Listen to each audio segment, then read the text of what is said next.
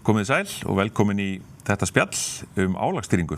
Samtök ferðaþjónustunnar héldu Ferðaþjónustudaginn 2024 hátíðlegan í október og í samstarfi við Vatnajökulsþjóðgarð, Þjóðgarð, Ferðamálastofu og Umhverfisstofnun. Og meðal fyrirlesara á ráðstefnunni var Dr. Susan Sidder sem kemur frá þjóðgarðastofnun Bandaríkjana. Welcome, Susan. It's a pleasure to have you with us, and thank you very much for your presentation at the conference. We want to highlight a few things from your presentation. One of the things that you were talking about was the importance of having a common language and using that in the kind of interagency conversation that you have. Can you elaborate on that a little bit? Yes, I'm happy to. And again, thank you for having me here and allowing me to participate. It's been a wonderful experience. But yes, I'm a member of the Interagency Visitor Use Management Council, which is an organization of the 6 federal land management agencies. So those agencies within the United States government that have federally managed lands as part of their portfolio. And all of those agencies have different directives, so different reasons why they exist, different ways that they think about managing resources or even doing business.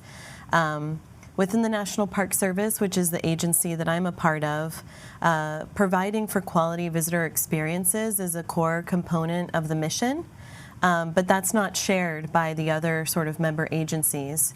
So by coming together and sitting at the same table and having common definitions for what is visitor use, what does it encompass, what then is visitor use management, and then even further, how do we approach visitor use management with establishing a framework for moving through those processes and shared graphics. All of that helps build consistency, not only for the different agencies as they're making internal decisions, but consistency between agency and thinking about how are we going to sort of tackle these challenges around increasing visitation. And then also just for visitors themselves to have sort of a common experience or a common way of engaging when they are experiencing these systems when they're out recreating on federal land. So it's really improved visitor use management in the United States, and I think it was first established in 2011, and so we're here in 2024, and so it's been something that's stood the test of time, which is another sort of key component of that. Yeah. And it's you were talking about the kind of the importance of having the same language, having a very clear definition of what visitor use management is, and kind of is that something that was developed within the Interagency Council or? Yes. Yeah, that was a core starting point for the council, was just establishing that common language. And one of the first products that came out was really a document that had those definitions, that had sort of what is this document, sort of where does it start and end on the legal side, where does it start and end on sort of the guidance side. And then since that time, there's been a lot of other aspects of different things that agencies can use coming out of the council, including more workbooks, more guidebooks, just answers to different questions that come up in the visitor use management process. So it's that common language, though, that forms the foundation of a unified and, I think, orderly approach to having conversations around visitor use management. Yeah. Another thing that you highlighted was the importance for Glacier National Park to have consultations with the public and other stakeholders. How is that done regarding the visitor use and perhaps also with the private companies that operate within the park? Yeah, so it's done on a variety of different levels. Definitely within our parks leadership team, definitely the relationships that folks have with the business community and with the operators, being able to meet with them at the beginning of the season and at the end of the use season and getting regular feedback just as part of sort of doing business together. That's a core element that just emphasizes the importance of having those working relationships as you're going into thinking about these systems, because when you have those working relationships and are able to talk to each other, you can sort of build consensus from the ground up. There's also our formal processes that we go through. Anytime we're thinking about making a shift, a big shift in the way that we manage a resource, we're required to do civic engagement. And so those are formal opportunities where we're advertising to the public and our stakeholders that we're thinking about this proposal. It's usually available online for people to view, and they can provide comments.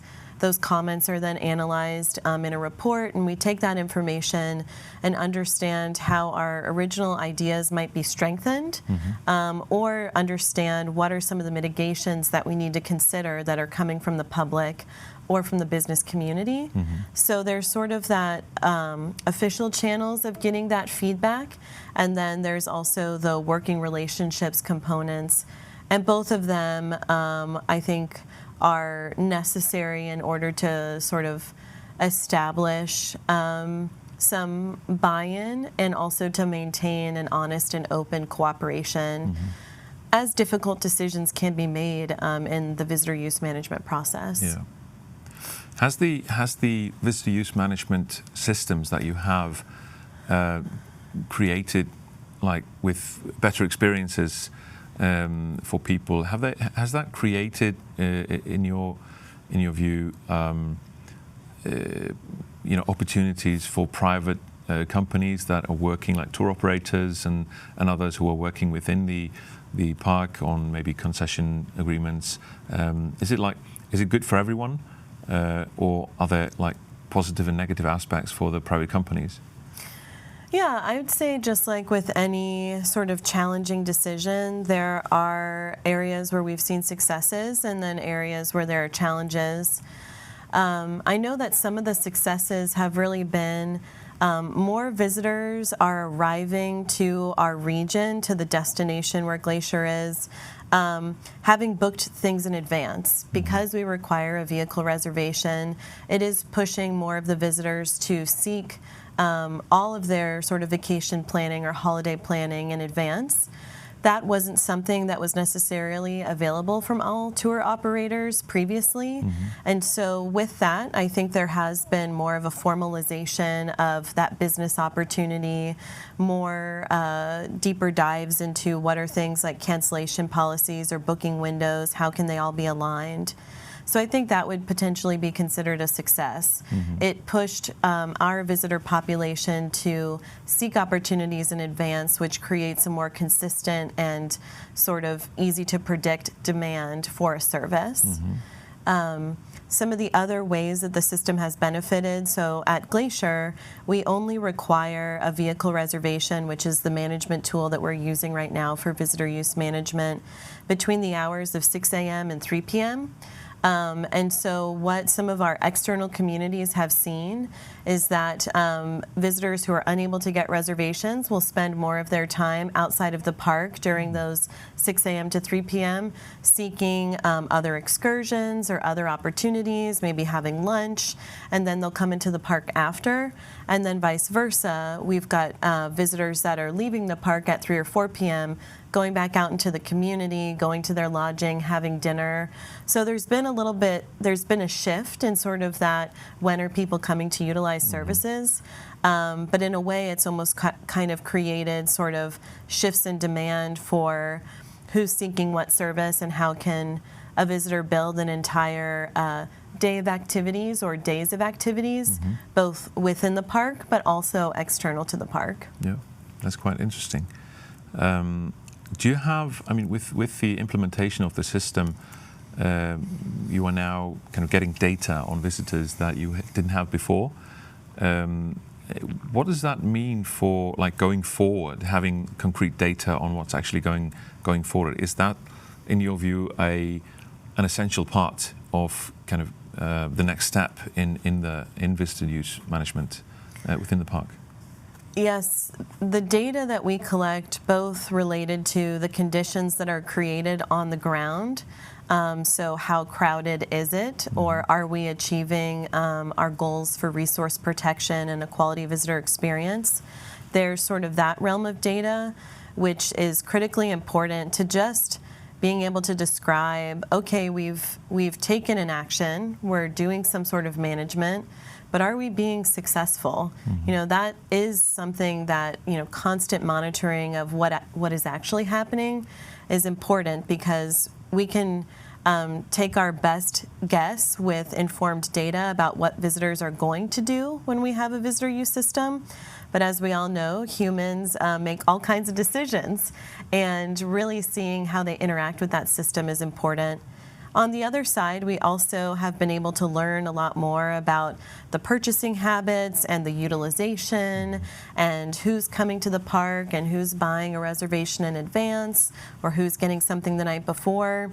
And through studying that information, we can continue to adjust our booking system, and we can continue to adjust just sort of how we provide information about the system to better meet our goals, but also how we see visitors interacting. So without having data on your system, you're kind of making decisions in the dark, and that can be really challenging because these systems often are introducing a new way of thinking about outdoor recreation or about planning a holiday. And so it's important, you know, that we can answer the questions that our public or our stakeholders are coming to us with, and that's just part of being a good partner. Yeah, so kind of having spent a few days in Iceland, we did a tour of some of the sites around the capital, the Golden Circle, having conversations with people on the ground here at the conference, with the other speakers.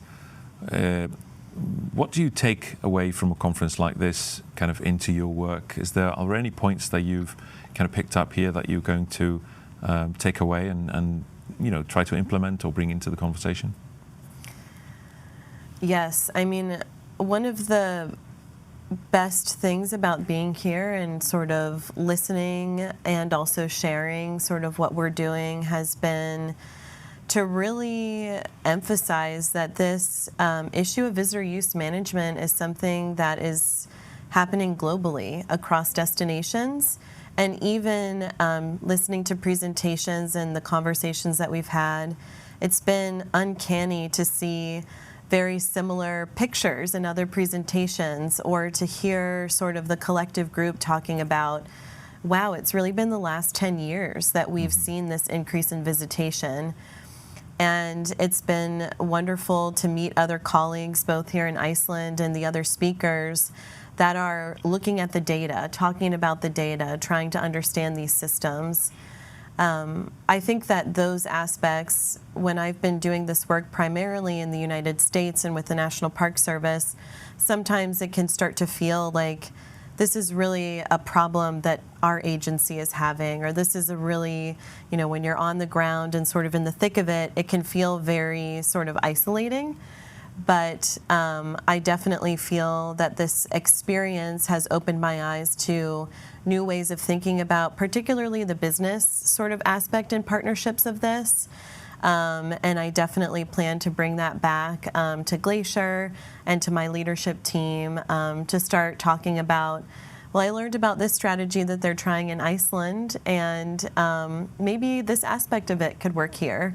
And that's really exciting for me to be able to sort of demonstrate that we are all grappling with the same issue, but when we use different perspectives, we can really strengthen the approaches that we're using. Yeah. Thank you, Susan, and have a good You're flight welcome. home. I will. Við þakkum kærlega fyrir okkur.